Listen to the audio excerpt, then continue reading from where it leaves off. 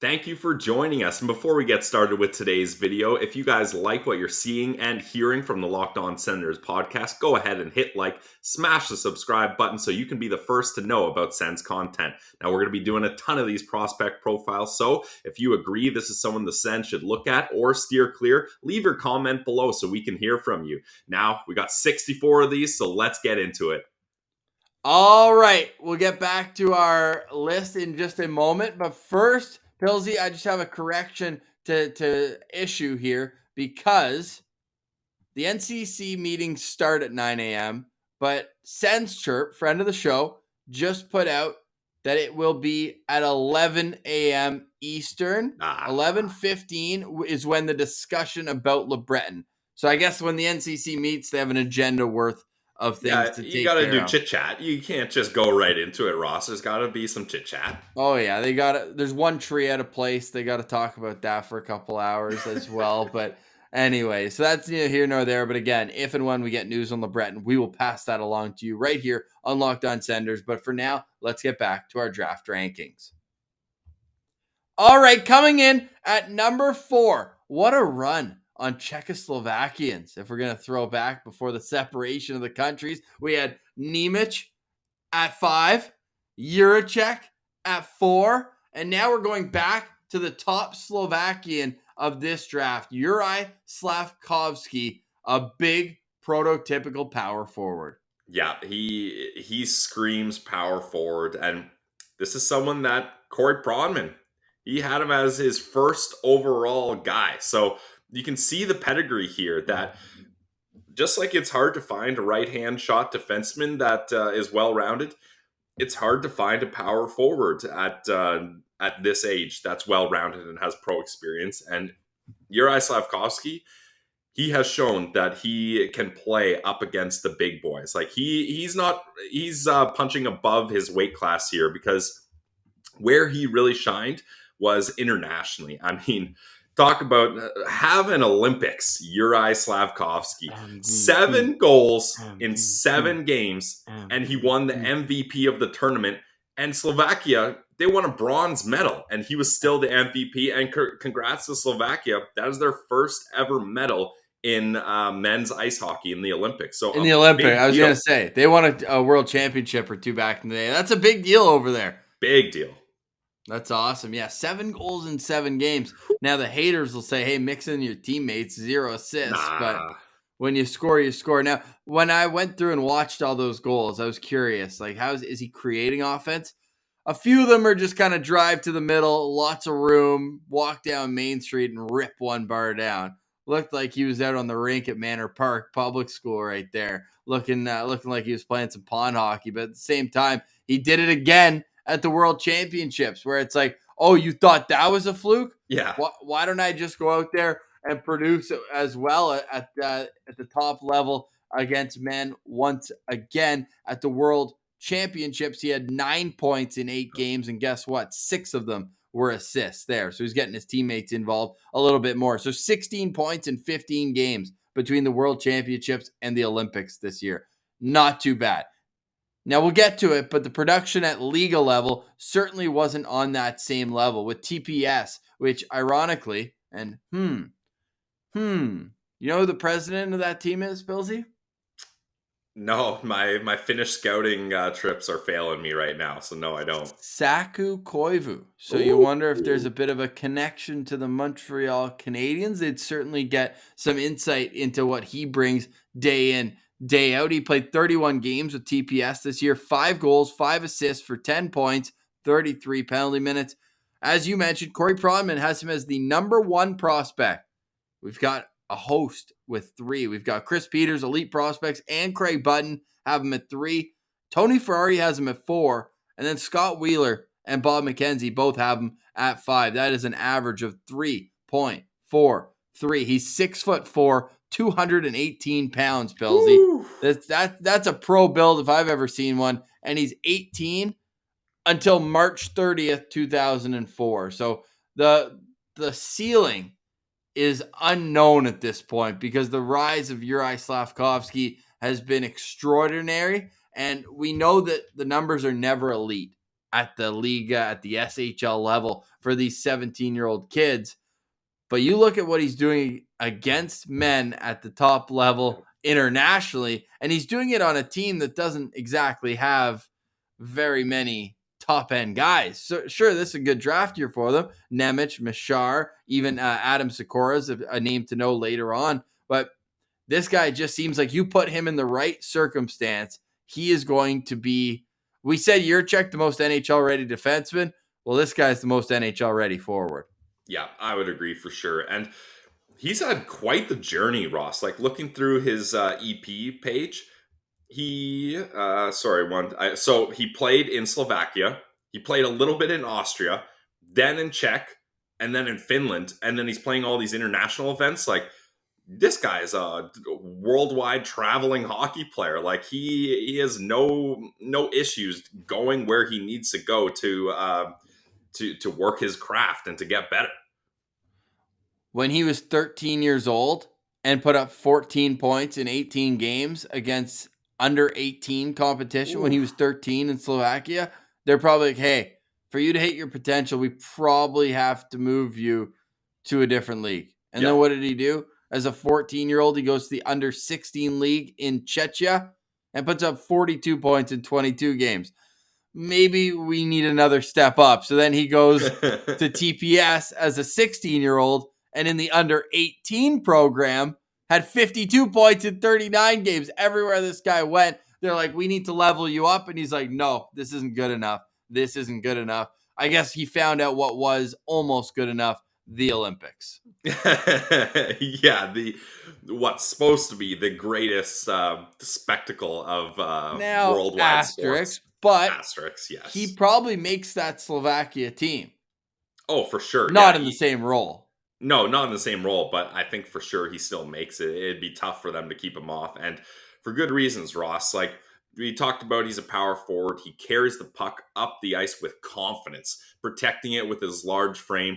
Like you can't get it away from a guy. And he smokes guys too on defense. Oh, right? Yeah. Like, I mean, when you're 6'4", 220 pounds, you've got that up your arsenal. If someone tries to take the puck from you, you can protect it. And if they do get it, well, then you can go after them with some real some meat and potatoes. Yeah, he's got some snarl to his game, which I like. But he's not just a kind of meathead grinder type guy. He's a power forward, and he can play with some finesse. Like, man, this guy's got some smooth, nice hands out there when it calls for it. And the shot, there's so many different ways that he can beat you. Like, he has a solid wrist shot. He's got a good slap shot. He can take the one-timer. For him to use that size to get into those good scoring opportunity chances, he's able to finish them too. He doesn't just get there. That's half the battle. Finishing it is the other half, and he does that very well. 100%. Now, his team actually made it to the third round of the playoffs this year. They actually beat Eels, our favorite logo, the Lynx there from Lassie Thompson's old squad. TPS actually beat them in 6 games. Now, are you worried at all? We know that he's an offensive weapon, especially internationally, but in the playoffs, he had 7 points in 18 games. Decent, right? Yeah. Well, 4 of those 7 points came in the first 3 games. So the deeper they went into playoffs, in his final, let's say 12 playoff games, he had 1 goal and 3 assists, averaging about 14 to 15 minutes a game. Yeah, I mean, that's definitely concerning. I'm looking at the game logs here, though, Ross, and those are all low-scoring games, though, eh? Yeah, wow. 1-0s, 2-1s, 2-1s, 3-0. So, interesting. That seems like it was a defense-first type of playoff stretch for his team.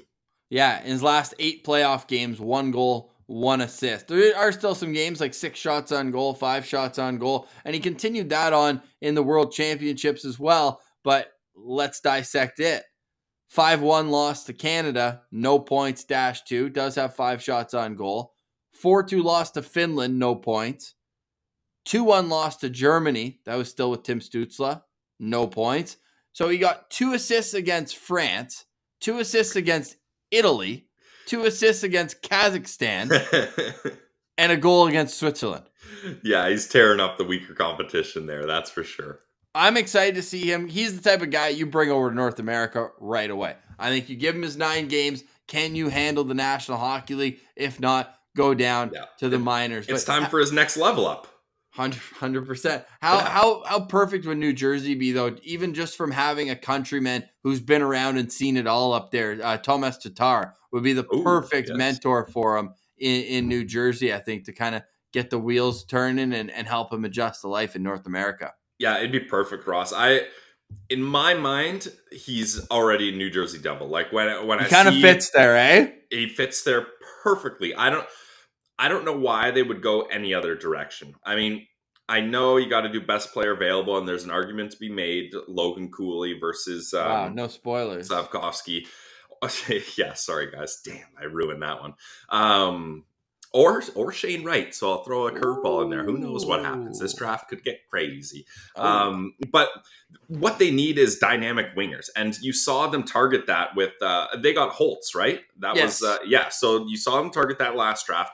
Now, if you can get Holtz and Slafkovsky as the wingmen for Hughes and Heischer. Whew, and then you got And then- Dougie Hamilton on the back end there. Yeah. Like, I mean, they drafted Dawson Mercer as well. yep, Dawson Mercer, he's a player for sure. So it just makes a lot of sense for him to go there. And I think they're at a point now where sure they're still rebuilding, but they got to give their fans something to chew on here. And they got to give Jack Hughes a reason to be like, yeah, I'm stoked I just signed a long-term deal here. So I think they need to inject some power into their lineup. And oh man, would Slafkovsky do that? And Ross, before we move on though, I want to mention the awards that EP gave to him. So please. Second best power forward. I'm interested to know who their first one would be. I didn't. I'll look it up right now. Okay, I didn't reference that. I would assume he was going to be the first, so that's a big deal for someone to beat him there. Say because he's not first in anything. No, he's not first in anything. You say which one, and I'll tell you where he is or who's ahead of him. Okay, are you ready? Are you at the right spot, or do I need to tap dance a little more? No, I'm good. All right, good. So power forward, he's second. Okay, so I'm searching through. EP does a lot of these things. So, best power forward, Juraj Slafkovsky is number 1. What? Where do they have him somewhere? Yeah, I'm looking at it right now. Oh, well, then they mixed it up on his profile, because on his profile it says second best power forward. That's funny. So who's second then? Cutter Gauthier. Okay, that's who's third? That was going to be my guess. Marco Kasper. Ooh. Then Nathan Gaucher, and then Rutger McGroarty. I was going to say, where's Rutger at here? He deserves some shine here. Okay. All right, let's try this again. So third highest ceiling. Well, I know Frank Nazar is top. Yes, highest ceiling. Frank Nazar is number 1. Shane Wright is number 2.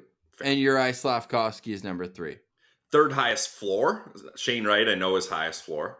Yes, Shane Wright highest floor, and David Juracek is the second highest floor. Okay, third best problem solving skills, so that's pretty impressive. Shane Wright number 1, Frank Nazar number 2. Woo. And then fifth hardest hitter. Ooh, this is one that I'm interested to see as well. Juracek's got to be in there. Yeah. Oh, Juracek maybe.